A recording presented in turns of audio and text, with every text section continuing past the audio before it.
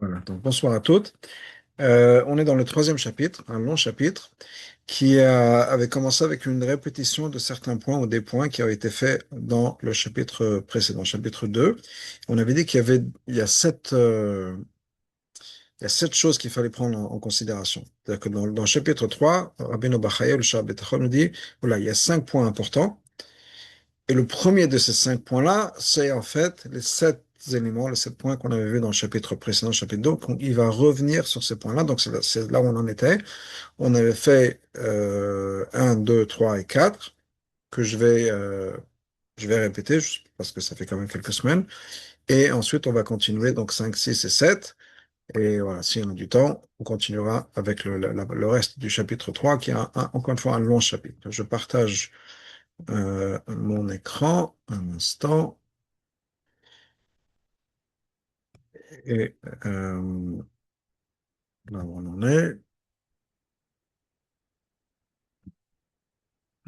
Voilà, donc on est dans Charles Vavot, Charles dans le chapitre 3. Et donc il nous dit la chose suivante, que il y a, encore une fois, il y a sept choses, il y a sept points qu'il faut prendre en considération. On avait vu 1, 2, 3 et 4 la dernière fois. Et je vais répéter. Donc le premier point, c'est que Hachem est Merachem. Hachem a de la Rachmanout. On peut même d'ailleurs passer par le point là. Arishon. Donc le premier, Abori Barech Merachem Aladam. Donc Hachem a de la compassion pour les êtres humains, plus que n'importe quelle existence aurait de la compassion. Donc c'est important de savoir, Hachem a de la compassion pour nous. Deuxièmement, Hachéni, que Hachem sait ce qui est bien pour nous.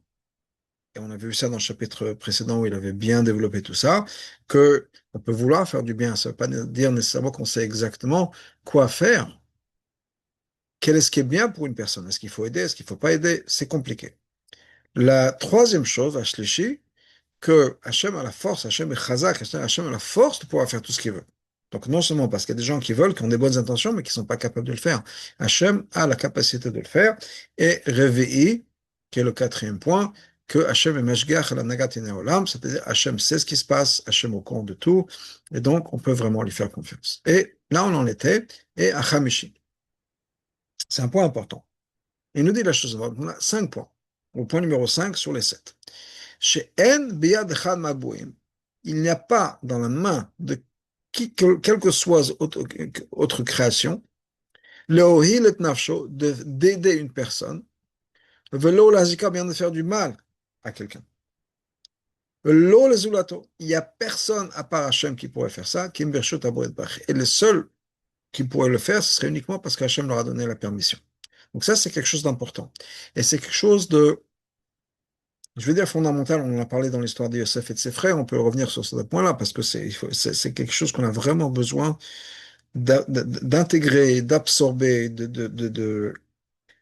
parce qu'on a du mal des fois avec les gens qui nous font du mal. Et des fois, c'est le contraire, on a des attentes de gens qui vont nous faire du bien. Et ce que Rabbeinu Bachai nous dit, c'est qu'il faut comprendre qu'à part Hachem, personne ne peut faire quelque chose qui va être contraire à la volonté d'Hachem. Alors, dans le négatif, c'est l'histoire de Joseph et ses frères, par exemple, où Yosef a dit aux frères, vous avez votre intention, très bien, mais ce qui m'est arrivé à moi, c'est pas à cause de vous.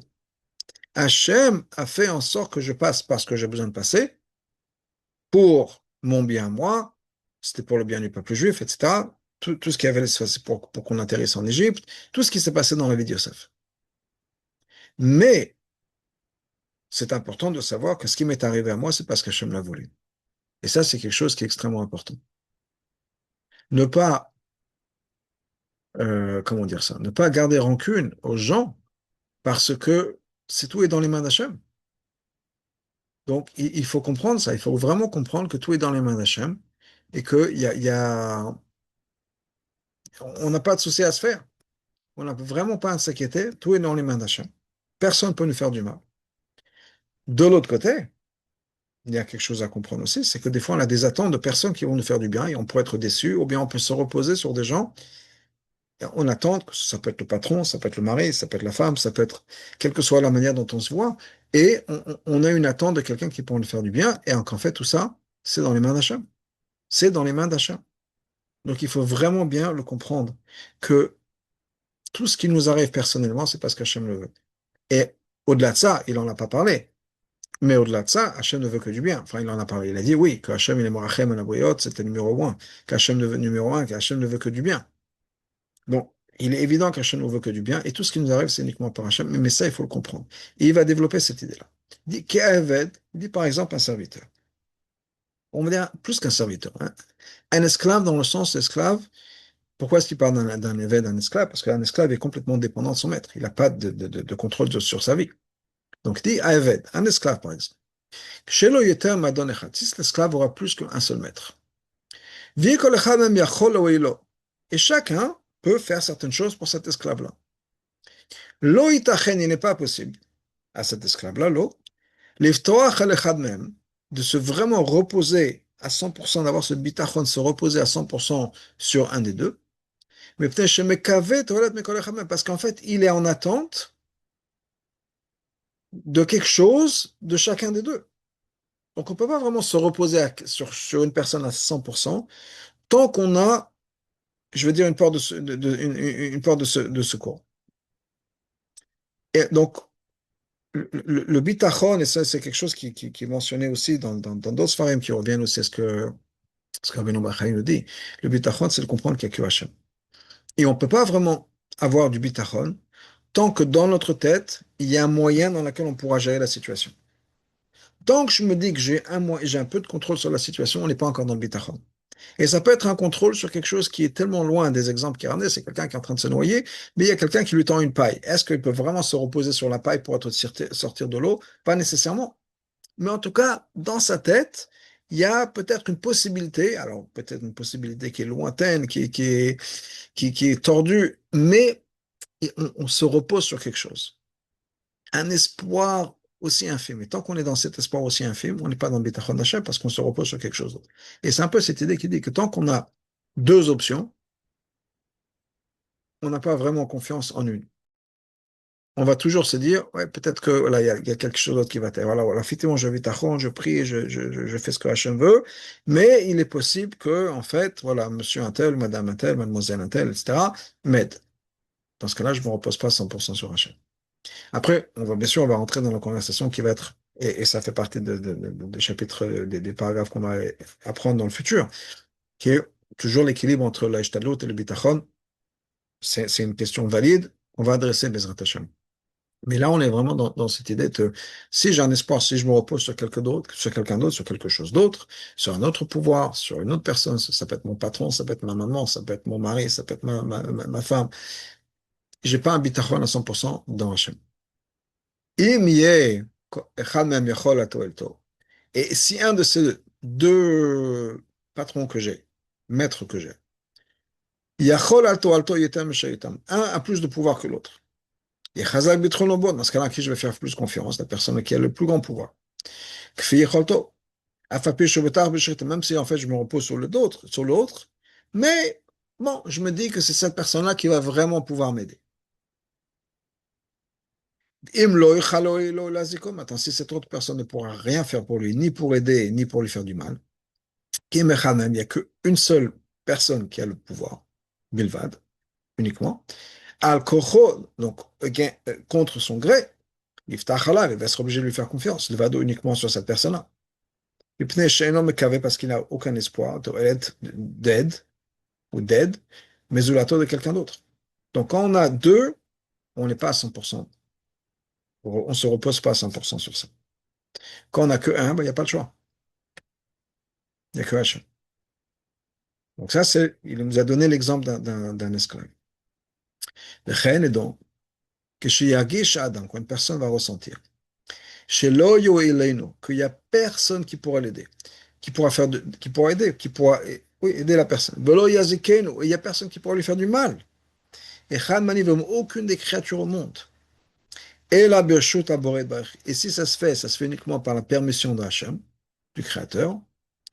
Yashuv Libo Miratam et Tikvatam. Dans ce cas-là, qu'est-ce qui va se passer? J'ai plus besoin d'avoir peur ou bien d'espérer cette autre personne. Iftach al Borel Vado, je me repose sur Hachem. Comme il est dit, Atif Tichou Bendivim, ne faites pas, n'ayez pas confiance aux gens qui vont donner. aux donateurs, aux gens qui sont généreux. Le Ben Adam dans une personne, j'ai un autre choix qui n'a pas d'espoir, dans le sens où on est tous dans les mains d'Hachem. Donc je vais faire confiance à quelqu'un, je me repose sur quelqu'un, mais cette personne, elle dépend d'Hachem. Donc il n'y a pas vraiment c'est pas une solution. Donc ce qu'il va nous dire, donc le point numéro 5, c'est quoi? C'est qu'on ne peut pas avoir confiance en Hachem et en quelque chose d'autre. C'est pas possible. Impossible.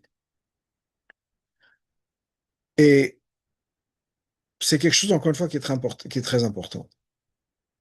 Il y a il y a un Midrash dans Echad, qui est un des commentaires de Sha'ar Bitachon moi-même. Si je me rappelle, je vois la source exactement, je vais oublier le nom de ce commentaire. Mais il y a un Midrash qui nous dit la chose suivante. Le, il y avait un roi qui rentrait en ville. Un passage dans Echad qui nous dit Chelki Hashem Abra Nafshi. Hashem fait partie voilà, fait partie de moi. Et le Midrash nous dit la chose suivante. Il y a un roi qui rentre en ville. Donc il y a tout le défilé, imaginez, je sais pas, le défilé du 14 juillet, il y a tout le défilé qui arrive, le roi qui arrive. Et avant le roi, il y a des officiers, il y a des nobles, des marquis, des comtes, des ducs, etc., et des généraux qui passent. Et tous les gens, bien sûr, sont sur le côté de la route et regardent les gens passer. Et il y a un qui dit, ah, moi, j'aimerais bien être copain-copain avec le comte. Il y en a qui dit, j'aime bien être copain-copain avec le marquis, j'aime bien être copain-copain avec le général. Et là-bas, le Midrash nous dit, il y avait quelqu'un d'intelligent. Picard, dans les mots du Midrash, il y a quelqu'un qui est intelligent, il dit, moi, Anna Nassimaka, moi, je choisis le roi. Et il dit pourquoi? Parce que tout le monde va être remplacé et le roi est le seul qui ne va pas être remplacé. Qu'est-ce que ça veut dire ce Midrash? Un Midrash qui est extrêmement développé dans la Chassidoute, on parle de ça. Il dit, c'est un peu l'exemple, c'est quoi? De ce Midrash, c'est l'Avodah Zarah. Le Midrash continue en disant c'est la même chose entre les Juifs et les non-Juifs. Pourquoi? Parce que les non-Juifs, on parle de philosophie, on ne parle pas nécessairement des gens. Les non-Juifs se reposent sur quoi? Sur qui a le pouvoir. Comme on dit souvent, c'est pas le patron qui prend les décisions, ou c'est la secrétaire. Ou dans le sens où si on va avoir accès à quelqu'un dans une grande entreprise, c'est mieux d'avoir accès à la secrétaire que d'autres personnes. Pourquoi? Parce que c'est la secrétaire qui décide qui rentre voir le patron, qui rentre pas voir le patron. Donc il y a quelqu'un qui va dire l'équivalent, ce serait quoi? Quelqu'un qui dit, bon, moi j'ai un copain, je suis pas nécessairement ami avec le président, mais je suis ami avec quelqu'un d'autre, avec le ministère de la Justice, avec le ministère de ci, avec le ministère ça, ou bien quelqu'un à la commissariat de quartier. Des fois, c'est plus important d'avoir une connexion, avoir un lien avec quelqu'un qu'on connaît à un niveau un peu plus bas, parce que c'est vraiment la personne qui va nous aider. D'avoir des liens avec la personne la plus haut placée, c'est pas tellement quelque chose qui va nous aider. Mais ce qu'il explique, ce que la Chassidoute explique par rapport à ça, c'est quoi? C'est qu'en fait, c'est de quoi remplacer. Il n'y a rien qui existe à part Hachem. Si effectivement il y a des pouvoirs dans le monde, on prie pour la pluie. On prie Hachem, on prie pour la pluie. Pourquoi est-ce qu'on a besoin de prier pour la pluie? Parce qu'on sait que la manière dont Hachem arrose les plantes, c'est par la pluie. Donc on prie pour la pluie quand il y a besoin, etc. Mais on comprend que derrière tout ça, c'est Hachem. Donc c'est pas la pluie va faire gagner les choses. C'est Hachem. C'est Hachem qui fait pousser les choses. Alors, la manière dont Hachem le fait, c'est par la pluie. Mais il faut comprendre que la pluie, le soleil, tout ce qui nous arrive, la parnassa, c'est pas parce que mon patron va me donner une augmentation, va pas me donner une augmentation. Le budget, il est fixé au Rosh Hashanah. C'est notre budget de l'année. On peut demander une augmentation au patron, il va dire oui, il va dire non. On peut avoir un job à côté, à droite, à gauche. Au bout du compte, la parnassa est décidée par Hachem. Alors, encore une fois, on a besoin de faire notre travail, notre échadoute, etc. Mais un n'a rien à voir avec l'autre. Et c'est ce qu'il dit ici, il faut vraiment comprendre qu'on est dans les mains d'Hachem. On est dans les mains d'Hachem. Il n'y a pas de circonstances, il n'y a pas de personnes qui vont faire en sorte qu'on va gagner plus ou moins, qu'on va être plus en confiance, moins en confiance. C'est Hachem. Et pour revenir au point qu'il a dit avant, Hachem nous aime, Hachem sait ce qui est bien pour nous, etc., etc. Mais on a vraiment besoin d'intégrer, je pense que c'est quelque chose qui est essentiel, intégrer le fait que tout vient d'Hachem. Et qu'il n'y a personne, pas les gens de la famille, pas les gens de l'extérieur de la famille, pas la concurrence, pas qui peut nous faire du mal. Tout est dans les mains d'Hachem. Donc ça, c'est point numéro 5. Hashishi, point numéro 6. Sheyeda de savoir. Raf Tuv Elokim al Adam. Le bien que Hachem veut pour une personne. Réfléchir et comprendre. Et toujours Sheyeda, c'est la connaissance, c'est pas juste une connaissance intellectuelle, théorique. Da'at, c'est comme l'Admor Zaken nous dit dans le Tanya, la Shonit Kashrut, c'est qu'on se rattache avec cette connaissance. C'est une connaissance dans laquelle je me projette, je me retrouve dans cette information. Donc, c'est pas juste l'information pure, détachée de moi, froide, si on peut dire. C'est une information dans laquelle je me retrouve, donc chez Eda, et je me connecte, de savoir le bien qu'Hachem nous fait. Ou ma sheitri lotobo, le Rav Chesed. Quand est-ce que Hachem a commencé à me faire du bien? Le Rav Chesed, une abondance de générosité et de tova et de bon.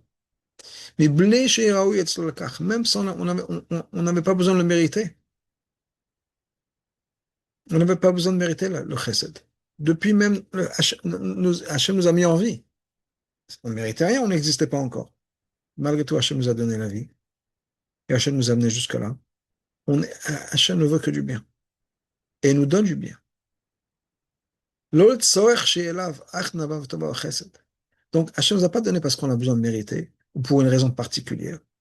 Nedava v'tova v'chesed. C'est une générosité, c'est une tova, c'est du chesed.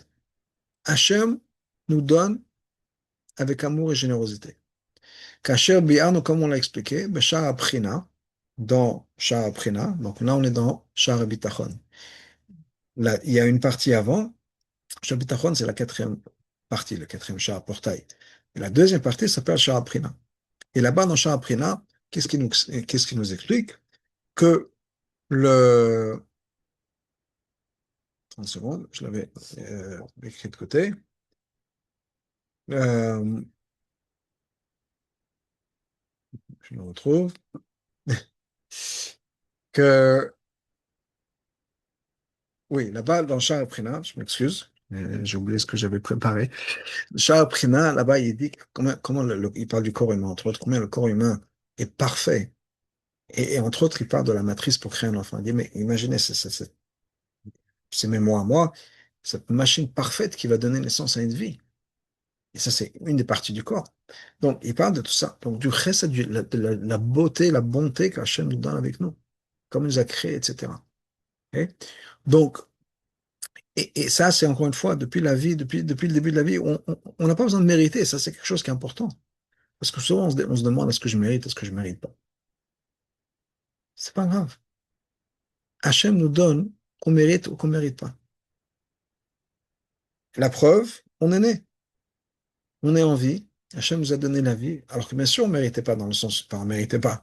C'est pas qu'on ne méritait pas, c'est qu'on n'a rien fait pour mériter. Sa vie, on n'existait pas encore.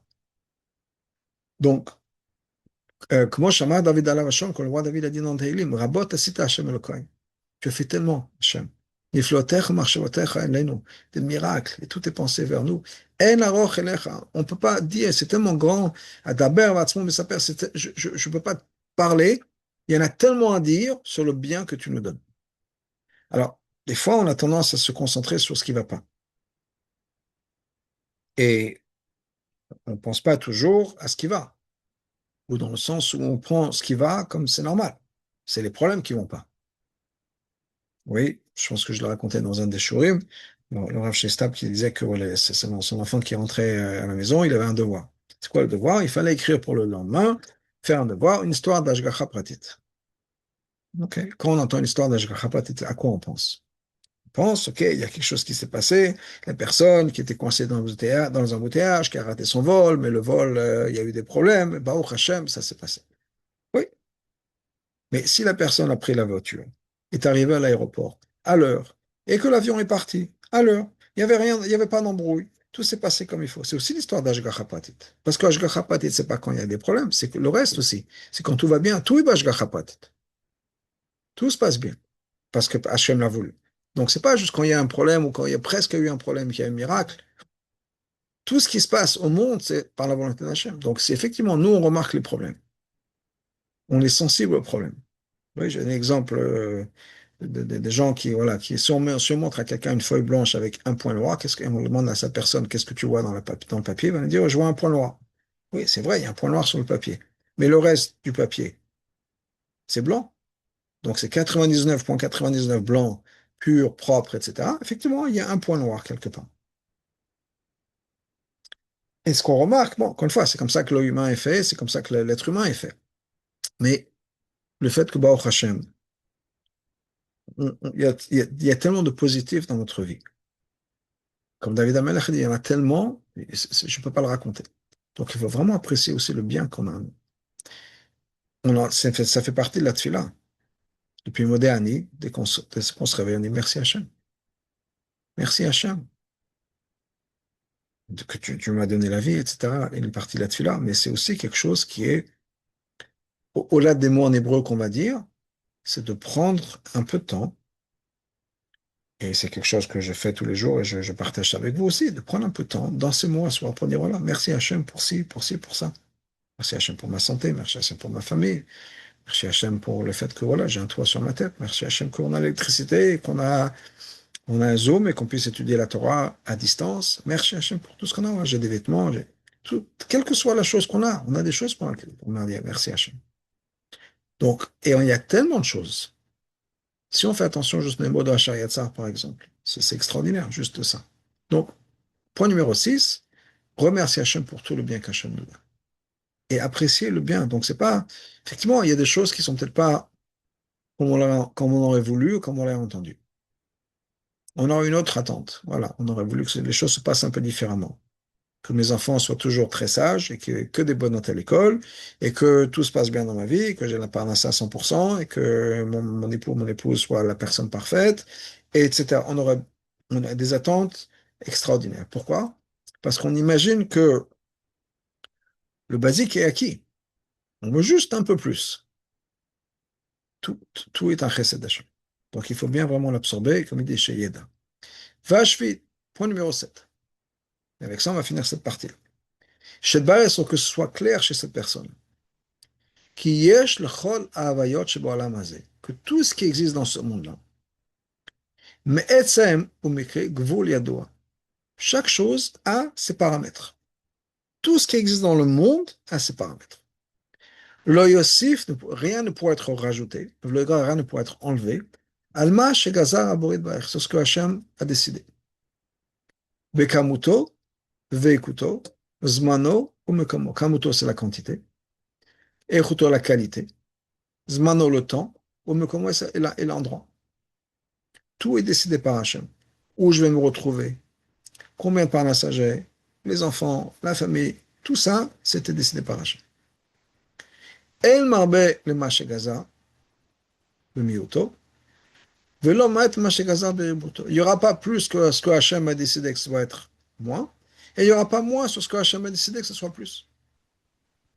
Lo meacher le mashegaza lagdimo. Rien ne sera plus tard sur ce que Hachem a décidé que ça doit être plus tôt. Velo magdim le mashegaza lacho. Et ce qui va être plus tôt, maintenant, ce qui doit se passer plus tard ne va pas arriver plus tôt. Chaque chose a son temps, chaque chose a son endroit, chaque chose a sa quantité et sa qualité. Maintenant, on peut dire, ouais, des fois, pourquoi il y a des miracles, des choses. Des fois, les choses sont un peu différentes de ce qu'on a pensé, etc. Des fois, on a l'impression que des choses peuvent être différentes. Tout ça, ou nixar à chaque adam, tout ça, c'était décidé par Hachem. Donc, nous, on a l'impression, l'avion, le train a eu du retard. Parce que le train, il devait partir à 20h, il est parti à 20h10. C'est décidé par Hachem. C'est pas que le train a eu du retard. Tout ça, c'était décidé par Hachem. Et là, chez le Chol Akzeot, tout ce qui a été décidé par Hachem a sa raison, et la raison a sa raison, ou sa cause. Okay? Donc, tout ce qui existe dans le monde a une raison. Il y a des commentaires du Chovat Al-Mavot qui nous donnent un machal. Il donne c'est toute une histoire. C'est qu'il y avait un bateau qui devait partir. Et il y a eu une dispute avec le capitaine du bateau. Et avec toute la dispute du capitaine du bateau, etc., entre les gens, la personne qui avait engagé le capitaine et le bateau, etc., ils ont dû repartir, ils ont dû décider de partir le lendemain. Grève d'avion de pilote, de grève de pilote d'avion, pardon. Ok, ils ont dû partir le lendemain. Mais entre-temps, ils ont appris qu'il y avait des pirates. Donc, ils ont changé de route. Ils ont pris une autre qui était un peu différente. Et sur la route qui était un peu différente, qu'est-ce qui s'est passé? Là-bas, il y avait des gros rochers. Et malheureusement, le bateau a coulé. Dans ce bateau-là, il y avait toute une caisse d'or, un trésor. qui part avec le bateau.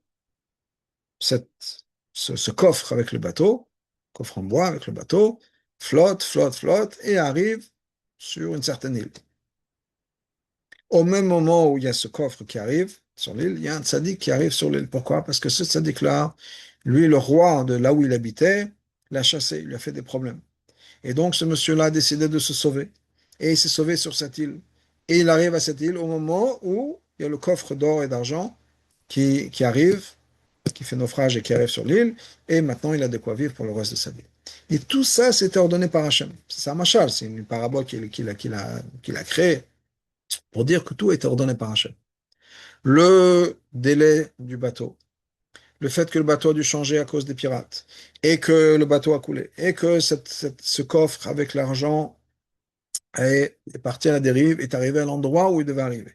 Et qu'entre-temps, de l'autre côté, il y a ce sadique qui a dû s'enfuir.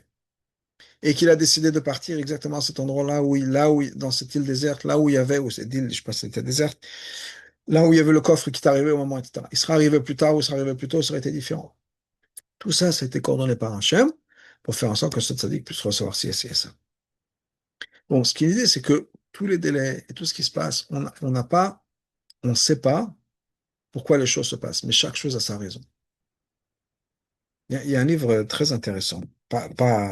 Il s'avère que l'auteur est juif, mais c'est pas nécessairement, c'est pas un livre juif. Ça s'appelle The Five People You Meet in Heaven. Les 5 personnes qu'on rencontre au paradis. Et l'idée de ce livre, c'est un roman, c'est encore une fois, c'est un truc complètement inventé. C'est que voilà, quand une personne, avant d'avoir accès au Gan Eden, on rencontre 5 personnes sur lesquelles on a eu un impact dans notre vie.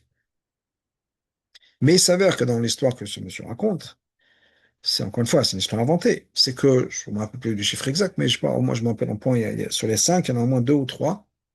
Donc cette personne-là quitte ce monde, arrive au paradis. Entre-temps, il y a 30 secondes avant d'entrer au Gan Eden, il y a 5 personnes que tu dois rencontrer. Et il lui dit, c'est des gens sur lesquels tu as un impact dans leur vie. Et il rencontre des gens, il a dit, oh, il n'a aucune idée de qui sont ces gens-là. Mais il y avait un impact. Pourquoi? Parce que qu'est-ce qui s'est passé? Une des personnes, c'était quelqu'un, quand il était enfant, il jouait avec un ballon, il y a un ballon qui est parti dans la cour d'à côté ou qui est parti sur la route d'à côté. Ça a causé un accident, quelque chose comme ça, je ne me rappelle plus des détails. Et il n'était même pas au courant, lui, en tant qu'enfant. Mais il y a eu certaines choses. Une autre personne, c'était quelqu'un où il était dans un manège, dans un parc d'attractions, et il y a une clé qui est tombée de sa poche, qui s'est coincée dans le mécanisme de ce manège-là, et des semaines plus tard, ça crée un accident dans le mécanisme. Et bon, je me rappelle plus tous les gens, mais encore une fois, c'est des gens, on n'a aucune idée de ce qui se passe. Et c'est la même chose par rapport à ça, c'est un peu ce qu'il dit. C'est que tout a sa raison. Alors nous, pour nous, effectivement, on s'est dit, voilà, j'ai perdu ci, j'ai perdu une pièce dans la rue, ou j'ai trouvé une pièce dans la rue, ou j'ai raté le métro, là, j'ai presque arrivé, je cours, et la porte se ferme juste devant moi. Tout ça, c'était prévu par Hachem pour X raison. Des fois, on sait, des fois, on ne sait pas. On n'est pas toujours au courant de ce qui se passe, on ne comprend pas toujours ce qui se passe. Des fois, on le voit, des fois, on ne le voit pas. Mais une chose est certaine, c'est que tout est prévu par Hachem. Lorsqu'il dit que tout ça, c'est les xérotes d'Hachem, xérotes pas dans le sens négatif, des xérotes, c'est un décret. Tout ça, c'était décidé par Hachem, qui fait que tout ce qui va se mettre en place, le mécanisme, là, on est en vacances, c'est pourquoi on a atterri en vacances, c'est pourquoi est-ce qu'on a eu du retard, et pourquoi est-ce qu'on a raté ce feu. Tout ça, c'est la volonté d'Hachem. Des fois, on se rend compte, des fois, on se rend pas compte, on ne sait pas pourquoi, mais tout a été voulu par Hachem. Donc ça, c'est le dernier point qu'il nous dit, qu'il faut comprendre, et ça fait partie du bitachon, qu'il n'y a rien qui est par erreur. Les retards, ce qui est à l'heure, ce qui est en avance, ce qui est en retard, la quantité, la qualité, tout ça, l'endroit, tout c'est voulu par Hachem. On se retrouve là où on doit être, au moment où on doit être, et il n'y a rien qui est par hasard, donc tout ça c'est voulu par Hachem. Donc ça, c'est encore une fois les 7 points dont on a parlé. Il va continuer un peu à développer cette idée-là. On va s'arrêter là pour aujourd'hui. Mais devant d'absorber cette idée-là, que tout vient d'Hachem. C'est le concept d'Ashgacha Pratit, mais le concept d'Ashgacha Pratit, vraiment, l'Ashgacha Pratit étant la providence des mille, vraiment découpé, si on peut dire, passer au peigne fin, où il va passer, où il a expliqué chaque chose dans notre vie. On ne peut faire confiance que à Hachem, dans le sens où, pas qu'on ne peut pas faire confiance aux autres, mais dans le sens c'est Hachem qui décide tout pour nous. Donc ça sert à rien, c'est une perte de temps de se poser sur quelqu'un d'autre, d'attendre des choses des autres. Et des fois on est déçu, des fois on n'est pas déçu. Ça change rien, même si on n'est pas déçu. Mais c'est qu'on oublie l'essentiel, c'est que c'est Hachem. Donc vraiment, de se poser sur Hachem, de savoir que Hachem ne veut que du bien, et que tout ce qui nous arrive dans notre vie, ça a été voulu par Hachem d'une manière ou d'une autre. Encore une fois, Hachem ne veut que du bien, donc c'est pas une question de punition. Oui, il a mentionné tout à l'heure, et c'est pas une question est-ce qu'on mérite ou on mérite pas. On n'a pas mérité d'être né, on est né. Donc Hachem ne veut que du bien. On n'a pas besoin de se dire, ok, est-ce que je mérite le bien? Oui, mais je ne trouve pas mon zivou, ou j'ai pas la part de ça, ou j'ai pas ci, ou j'ai pas ça, parce que je mérite pas, parce que est-ce que je mériterai un jour? Hachem ne veut que du bien. Et les choses doivent se passer au moment où elles doivent se passer, ni avant, ni après. Donc il faut vraiment avoir confiance en Hachem et se dire que voilà, tout va bien, Bezrat Hachem, on est dans les bonnes mains et lui faire confiance. Alors, on a dit, il faut se reprogrammer pour notre intellect et notre être pour être intégré. Sinon, oui, bien sûr qu'on a besoin de se reprogrammer. On a besoin de lâcher prise. On a besoin de lâcher prise et ça, c'est quelque chose qui est loin d'être évident. C'est pour ça qu'on apprend le Shara Bitachon. Pour apprendre ça, et on apprend la chassidut derrière, c'est pour ça que le rabbi de la chassidut, si on peut dire, nous dit d'étudier Shara Bitachon, parce qu'on a besoin d'apprendre ça, on a besoin de reprogrammer. Parce que nous, on fonctionne comment? On fonctionne avec un cerveau de notre âme animale, si on peut dire à la base. Nefesh Abamit, pour reprendre les mots de Chassidut, l'âme animale, qui est dans le superficiel, dans ce qu'on voit. Et on a besoin de lâcher prise pour permettre à notre neshama de vivre sa vie, on a pour permettre à notre neshama de pouvoir respirer. Comment on fait? On étudie, on réfléchit, on médite, on fait des exercices quand on peut. Par exercice, ça veut dire quoi? Je lâche prise. Il y a quelque chose qui s'est passé, j'ai réfléchi et je me dis, OK, comment est-ce que j'aurais dû réagir? Sur le moment, c'est difficile de toujours réagir comme il faut, mais de réfléchir en arrière. Voilà. Ma belle-mère m'a fait ci, mon mari m'a fait ça, mes enfants m'ont fait ci, mon patron m'a fait ça. Voilà, je courais dans le métro et les portes se sont fermées juste devant moi et j'étais en retard, c'était à la bourre, avec les enfants en retard à l'école. OK. Si j'étais cette neshama, ou je suis la neshama, mais si j'aurais dû réagir, maintenant que je me pose un petit peu, en fonction de ce que je sais intellectuellement, comment est-ce que j'aurais réagi? Et petit à petit, en prenant l'habitude, c'est des habitudes à prendre. Dans le Tanya, la Mozaken nous dit que le mot de Emouna, ça vient du mot de Emunim, des exercices. On a besoin y a pas, y a pas de, y a pas de solution rapide. C'est vraiment, c'est apprendre, c'est s'entraîner, c'est se reprogrammer, c'est un peu de rééducation, si on peut dire. Y a pas, c'est des efforts à faire. On a l'habitude d'anticiper tout, dans tout pour tout, c'est très dur. Oui, bien sûr que c'est très dur. Bien sûr que c'est très dur. Oui. Et j'ai rien à dire, je ne peux que dire oui, et que c'est dur, c'est très dur, c'est extrêmement dur. Et surtout quand on a appris qu'on a besoin de gérer tout ça. Et de lâcher prise, c'est dur.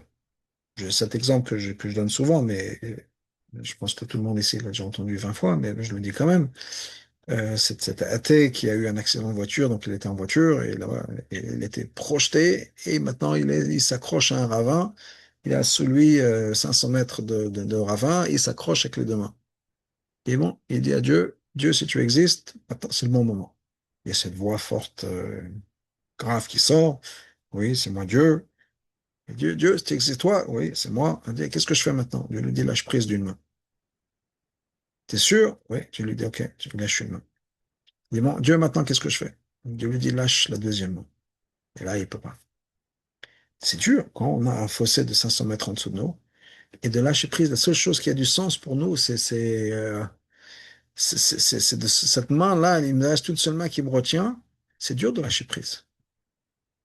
Bien sûr, on a besoin le contrôle c'est sécurisant, oui, je ne peux que, voilà, on vit dans le même monde, on vit dans la même planète, et je suis 100% d'accord avec vous, c'est extrêmement important, c'est pas important, mais c'est dur, que je veux dire, c'est dur de lâcher prise, quand on a besoin le peu qu'on puisse avoir, c'est un sens de contrôle. Maintenant, ce qu'il faut savoir, et ça c'est quelque chose qui est important, c'est que le, le sens de contrôle dont on a besoin, c'est un sens de nefesh Abba, mais d'âme animale. Qu'est-ce que je veux dire par là?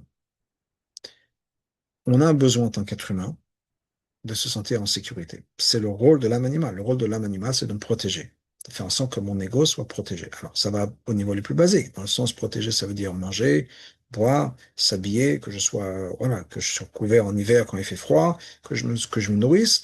Ça, euh, c'est au plus basique. Ensuite, c'est donner un sens à ma vie. C'est des choses un peu plus élevées, un peu plus nobles, etc. Tout ça, c'est le domaine de mon âme animale, mon domaine de mon ego, qui est là pour me protéger. Donc, le sens de sécurité dont j'ai besoin, c'est un sens d'ego qui n'est pas l'âme divine. L'âme divine, ça baigne. Elle est dans les bras d'Hachem et elle est consciente d'être dans les bras d'Hachem. Donc, on a vraiment besoin de transformer notre vision du monde, qui est, je suis dans les bras d'Hachem. Mais de quoi je m'angoisse? Donc, ça ne veut pas dire qu'il ne faut pas gérer. Il faut gérer sans angoisse. Parce que l'angoisse, ça vient du sens de quoi? C'est moi qui contrôle. Et si c'est pas moi qui contrôle, qu'est-ce qui va se passer? Mais combien de femmes se disent la même chose? Si moi je ne veux pas gérer, ça va être la catastrophe à la maison, mon mari ne va pas gérer, ça va être la foire, on va rien manger, on va rien boire, et on sera à la rue. Peut-être que oui, peut-être que non. Donc il y a des choses à gérer.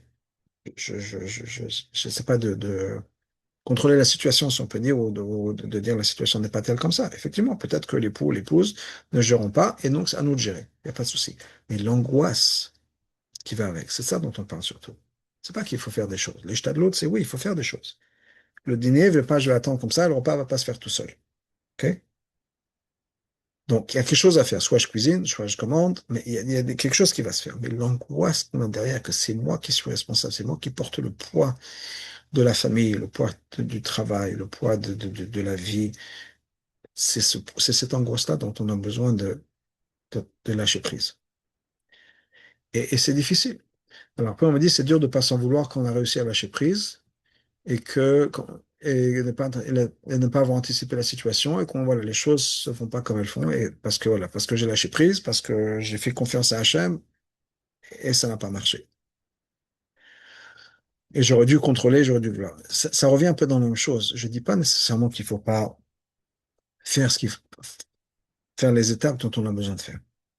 Le repas il va pas se faire tout seul et s'il faut faire le repas c'est qu'il y a des courses à faire et les courses vont pas se faire toutes seules. Je peux déléguer, je peux le faire, je peux commander, quelle que soit la manière dont j'ai besoin de gérer. Donc, l'aïmouna ou le bitachon, ça ne veut pas dire je ne m'occupe pas des choses. Ça veut dire je ne porte pas le poids de la responsabilité.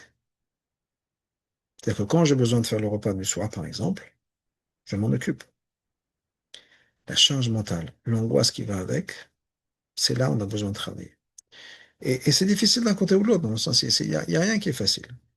Il y a rien qui est facile dans le sens où c'est pas évident de gérer en lâchant prise. C'est pas évident. Et effectivement, oui, c'est cette angoisse qu'il faut déprogrammer, oui, c'est ça. Et c'est dur. Parce qu'on nous demande deux opposés. D'un côté, il faut que je gère le repas du soir. De l'autre côté, il faut que je m'angoisse pas que ce soit géré. C'est pas évident. C'est pas évident. Dans une vie idéale, dans un, dans une vie idéale, dans un mariage idéal, dans une vie idéale, on peut, je dirais en tant que femme, même si clairement je ne suis pas une, mais disons, on peut dire, OK, là, je me repose sur mon mari, je fais ce que j'ai à faire, j'ai mes responsabilités, j'ai mon travail, mais je ne m'angoisse pas. Parce que je sais qu'il y a quelqu'un derrière qui gère. Et donc, j'ai pas besoin de m'angoisser sur certaines choses. L'idée, c'est que d'abord, c'est pas le mari qui gère sa chambre. Donc, déplacer, si on peut dire, ma confiance et pas ma confiance. Il faut faire confiance à son mari, à sa femme. Mais déplacer le fait que je me repose sur quelque chose qui est encore plus grand que mon mari ou qu'autre chose, ou que mon père, qui est Hachem. Ça, c'est la partie numéro un. Et donc, j'ai besoin de faire ce que j'ai à faire. Mais le résultat final est dans les mains d'Hachem. Et au bout du compte, j'aurai quelqu'un qui va me dire, t'inquiète pas, ma fille, c'est pas grave. T'as géré, t'as fait ce que tu as pu, c'est bon, t'inquiète pas.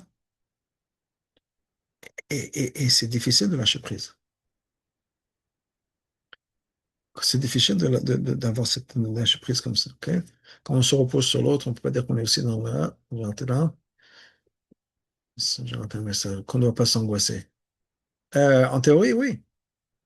En théorie, quand on se repose sur l'autre, oui, l'autre va gérer. Alors, est-ce que l'autre va gérer ou pas? C'est notre histoire. Des fois, après là, on rentre dans la mécanique des couples. Des fois, l'autre ne va pas gérer parce qu'on n'arrive pas à lâcher prise. Donc, il va dire, c'est toi qui es responsable, mais en fait, moi, je vais regarder derrière toi pour que tu fasses toutes les étapes de la chose dont tu es responsable. Donc là, c'est un autre cercle vicieux qu'on a besoin de contrôler et de contrôler, de prendre le contrôle sur ça, d'arriver à lâcher prise sur ça aussi. Que quand je délègue, je délègue. Et je délègue pas à moitié en disant, OK, je délègue, mais il faut que tu le fasses comme moi, à ma manière, comme je le veux, au moment où je le veux, la manière dont je le veux, pas nécessairement. Donc ça, c'est une autre histoire de lâcher prise. Et avoir cet équilibre entre ce qu'on doit se faire, se reposer sur comment savoir la limite de ce qu'on a fait. Oui, effectivement, alors, bon, c'est l'équilibre entre l'ajtadout et la bitachon. On va y arriver, Bezat Hashem. C'est toujours ça. Mais encore une fois, une grande partie de cet équilibre, c'est surtout sur l'angoisse. C'est pas les gestes à faire, les étapes à passer. Est-ce que je sens que c'est moi qui ai la responsabilité, qui porte le poids de tout, y compris les résultats, alors que clairement les résultats sont dans les mains d'Hachem, dans le sens où voilà, j'ai fait tout ce que j'avais à faire. J'ai fait les courses, j'ai préparé le repas, et pour X raisons, au mauvais moment, j'ai reçu un appel, quelqu'un frappe à la porte, machin, truc, ah, le repas a brûlé. OK? C'était dans les mains d'Hachem. J'ai fait ce que j'avais besoin de faire. Ou d'autres choses. Des fois, voilà, on fait tout ce qu'on peut. Ça peut être dans le business, ça peut être dans n'importe quoi. On a fait tout ce qu'il fallait faire. On a eu les clients, on a démarché les clients, on les a trouvés, hein. Et pour X raisons, il y a quelque chose qui ne s'est pas fait. Comme on dit, Mina Shamaim, il faut juste intégrer cette idée-là vraiment dans notre vie, que c'est vraiment Mina Shamaim et lâcher prise. Pas oui, c'est Mina Shamaim, mais je vais reprocher à mon mari ou à ma femme de ne pas avoir géré comme il fallait, parce que c'est à cause de lui, c'est à cause d'elle. Il faut vraiment, vraiment, vraiment pouvoir déplacer le